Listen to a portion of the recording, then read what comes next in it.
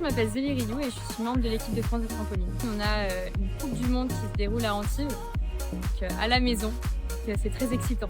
On avait déjà eu un premier essai il y a un peu plus d'1 an, en 2023, 2 ans, en mars. Et donc c'est le second tour, c'est plutôt pas mal parce que ça va pouvoir redynamiser un peu le trampo en France. Donc on est content de participer.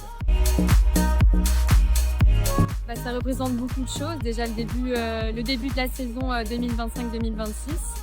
Et puis en plus de pouvoir représenter son pays en France, avoir toute la famille, les amis qui viennent nous voir, nous encourager. Du coup, c'est beaucoup de soutien et ça fait énormément plaisir de pouvoir faire cette compétition.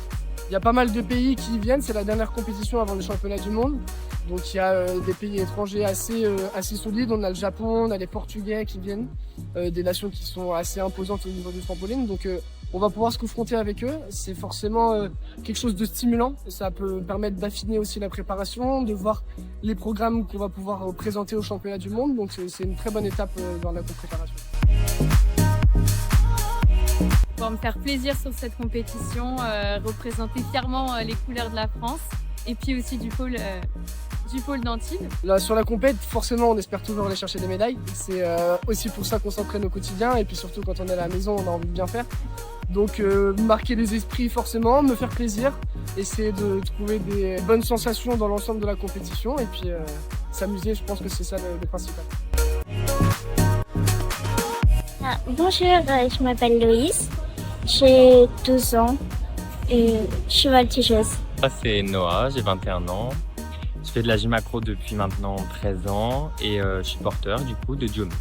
C'est une Coupe du Monde de trampoline et tumbling et la gym accro est aussi représentée mais uniquement en démonstration pour montrer un peu la discipline au monde entier.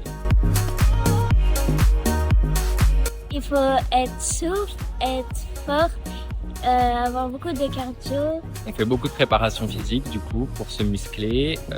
Il faut aussi beaucoup de souplesse. Donc on travaille aussi beaucoup de danse, de la barre de danse, etc. Il faut aussi de l'agilité évidemment, du cardio, de l'endurance. Parce qu'on présente des mouvements qui durent 2 minutes 30. Et pendant les 2 minutes 30, on s'arrête pas. On enchaîne les éléments gymniques et la chorégraphie.